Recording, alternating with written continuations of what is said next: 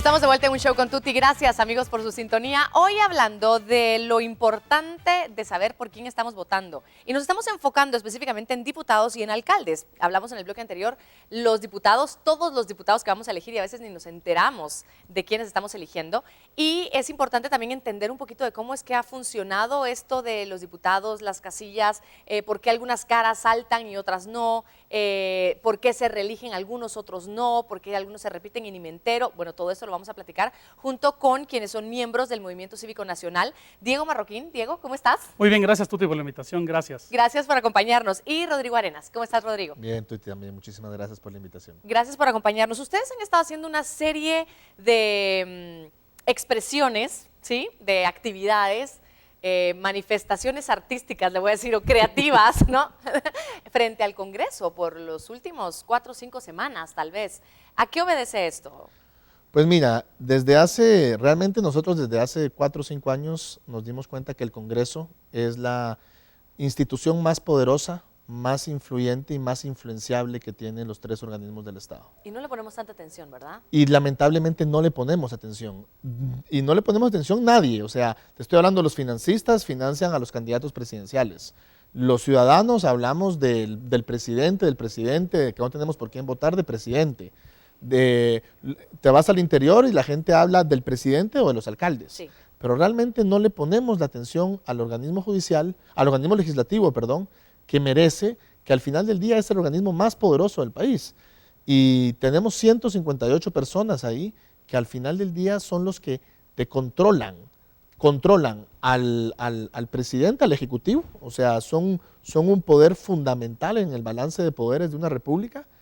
Y además de están conformados por 158 personas que lamentablemente, con raras excepciones, no han llegado ahí históricamente en los últimos 10, 15 años, llegan ahí únicamente a enriquecerse. Y el daño que le han hecho al país en los últimos años es de verdad sumamente preocupante. Nosotros, pues, todo el mundo lo conoce, hablamos mucho del tema de la república versus el populismo. Sí. Y el populismo funciona cuando el Congreso de la República no funciona. O sea, para que el populismo funcione, el Congreso tiene que no funcionar. Okay. ¿Por qué? Porque el Congreso, si el Congreso funciona, el presidente o el Ejecutivo jamás tendría el nivel de poder que tiene, jamás podría robar lo que roban, porque si los diputados hicieran su labor constitucional, su mandato, cumplieran con su mandato constitucional de fiscalizar, los señores en el Ejecutivo la tendrían muy complicada. Claro. Porque realmente el poder que tiene un diputado es de verdad importante para poder fiscalizar. Tan es así que hay 2 o 3 diputados, porque no vamos a decir que son todos, pero hay 2 o 3 diputados que sí hacen su labor de fiscalización y han puesto en aprietos. Últimamente, por ejemplo, y me atrevo a decirlo acá porque es positivo, Luis Pedro Álvarez está poniendo en aprietos a la gente de Aeronáutica Civil, y en aprietos importantes. ¿Por qué? Porque los ha fiscalizado. Y ha encontrado una serie de cosas que ahora que han salido en los medios en donde se están robando millones de quetzales. Sin embargo, la historia del Congreso ya como que tiene ese velo de todos son corruptos, todos son muy malos. Estoy contigo que hay unos cuantos rescatables y que han hecho una buena labor. Sin embargo, no son mayoría, ni siquiera llegan al 10%, tal vez, me atrevería a decir. ¿Qué es lo que ha pasado? ¿Por qué se reeligen? ¿Cómo estamos a ese nivel? ¿Cómo lo podríamos analizar, Diego? Muchas gracias, Tuti. Dentro de la primera actividad que realizamos el martes de MCN, como nos gusta llamarlo, sí. La primera campaña fue que estábamos en contra de reciclaje, sí. de reciclaje político. ¿Por qué? Porque detectamos el siguiente ciclo. En primera etapa, el candidato es electo por un partido, muchas veces cambia dentro de su legislatura de partido, y al final cambia para garantizar su reelección. Entonces vemos este ciclo que inicia la parte intermedia y la parte final, siempre con el fin de garantizar su elección sin importar a qué costa. Entonces vemos que estuvo en el Partido Verde, luego pasa al Partido Anaranjado y por último termina en el Partido Rojo. ¿Por qué? Porque ellos lo que buscan es su interés personal y perpetuarse en el poder. ¿A qué me refiero con esto? Vemos diputados que llevan más de 20 años dentro del Congreso y la pregunta del millón es ¿qué han hecho por la población? ¿Por qué siguen estando ahí? Porque se incrustan dentro del sistema o obtienen prebendas al cambiarse al partido afín, por así decirlo, del Ejecutivo para ejecutar estas obras en su municipio, en su departamento, y automáticamente se vuelven estos caciques que, como bien dijo Rodrigo, son aquellas personas que en el interior los miran como, nosotros vemos al diputado como la persona que nos tiene que dar trabajo. Te comento, nosotros hemos hecho foros en el interior de la República, en Huehuetenango, Jalapa, Quiché, etcétera, donde presentamos el foro Conoce a tus diputados. Y como un dato bien interesante, te comento que hacemos una pequeña encuesta vía voz. Les presentamos la cara de todos sus diputados y les preguntamos, a ver, ¿quiénes conocen acá a las personas que los representan? Y en ningún caso pasa del 10%. Wow. Siempre se quedan entre 6, 7, 8%, con auditorio de 300 personas, 400, 200. Entonces vemos cómo este vínculo ideal que debería existir en una verdadera república entre el representante que me representa en el Congreso y yo como ciudadano se ha perdido totalmente. Ahora, ¿qué pasa? Y voy a sacar este tema también porque muchos, si hablamos de porcentajes, creo que ustedes hablan también de un porcentaje, mejor dicho, de los diputados que se han reelegido, es altísimo, Rodrigo. Sí, mira, los diputados buscan una reelección constantemente. En esta elección estamos hablando del 61% que están buscando su reelección. En esta elección. En esta elección. El año pasado se reeligieron alrededor de 68 diputados. Ajá. Entraron 90 nuevos, pero lamentablemente no fueron nuevos. Entró el hijo de Medrano, entró la esposa de fulano, realmente entró la misma clase política. Y el problema que tenemos es que necesitamos cambiar a nuestra clase política. Ahora pasa algo también. Yo digo, tengo la papeleta de las diputaciones donde no me aparecen caras específicamente y entonces digo, yo me acuerdo que de diputado está ese que conozco, ¿no?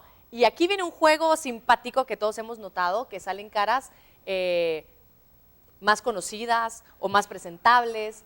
Y esto creo que es importante que le pongamos atención también, Diego. Claro, porque presentan estas imágenes de personas famosas dentro de Guatemala. Pueden ser artistas, personas reconocidas, personas futbolistas, que es la última moda. Pero nosotros en el Movimiento Cívico Nacional, al ver los listados de candidaturas, como bien mencionas tú, es interesante que estas personas que aparecen como la nueva clase que va a entrar al Congreso van en posiciones totalmente perdedoras. Por ejemplo, uno de estas personas que acaba de mencionar va en la casilla número 9 del Distrito Central. El Distrito Central entran, por así decirlo, 11 diputados. Esto, pasando los números, quisiera decir que para que esta persona sea diputado, ese partido tiene que obtener casi el 98% de los votos para entrar. Luego, en el listado nacional, otras de estas figuras públicas están en la casilla 15 y 16, cuando el listado nacional es representado por 31 diputados. Claro. Esto quiere decir que tienen que tener por lo menos un 55-60% de los votos para que entren. Entonces, esto al final de cuentas es una burla. ¿Por qué? Porque los listados están conformados en las primeras casillas por las mismas personas de siempre que viven de este sistema prácticamente de reciclaje que te acabo de decir. Que no estamos viendo. Solo estemos claros que esto no pasa en todos los partidos. No pasa en todos los partidos. Algo importante es que esto lo hemos identificado nosotros, que el 80-90% de estos reciclados están en los 3 partidos grandes. En los 3 partidos que hemos nosotros hecho énfasis, ¿verdad? En las últimas semanas, ahí están el 80-90. O sea, sí tenemos opción como guatemaltecos hoy de depurar el Congreso de la República por el medio de nuestro voto. O sea, si nosotros como guatemaltecos, como ciudadanos, nos metemos, nosotros hicimos una página mcn.org.gt en donde los guatemaltecos se pueden meter a ver quién diputados están en qué partido, porque hay partidos que tienen gente buena. Entonces, realmente lo que nos toca es, como ciudadanos, hacer nuestro trabajo, hacer nuestra tarea de ir a investigar un poco. Claro. Porque tampoco nos los van a poner ahí en bandeja de plata. O sea, estamos batallando contra un grupo muy poderoso. Claro, y regresar siempre a que tenemos nosotros ese poder de elegir precisamente a varias personas y que lamentablemente cuando vamos a elegir a nuestros diputados en la papeleta no vemos la cantidad de gente que estamos eligiendo realmente. Y por eso es que se han propuesto también algunas reformas, Diego. Así es. Derivado de estas manifestaciones populares, que es un primer gran logro de la ciudadanía, por eso es que mucha gente cuando dice es que yo no he logrado nada, las protestas no han logrado nada, es importante ver que el Congreso se reunió y formó esta Comisión Extraordinaria de Reformas Electorales por las manifestaciones ciudadanas que habían afuera. Ese es un primer gran logro. Ahora bien, si ya logramos eso como ciudadanos, tenemos que seguir empujando. Al final esta comisión sacó una serie de reformas a la ley electoral en la cual nosotros públicamente nos hemos manifestado en contra. ¿Por qué? Hemos dicho, el que hace la ley, hace la trampa, y hemos hecho una campaña muy seria de estas trampas que hemos detectado. Te menciono algunas. El transfugismo lo prohíben durante los primeros 3 años, y el último año, que es el año electoral, deja abierto para que hagan lo que quieran. El voto nulo. Y la excusa es para que puedan mantener su carrera política. Ok. Esa es la excusa. Ok. El voto nulo, por ponerte un ejemplo.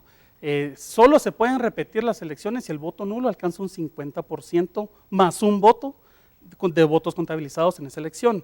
Eso prácticamente es imposible. Nadie, ningún candidato ha logrado unificar eso y creemos que tampoco se va a lograr unificar el 50% para repetir la elección.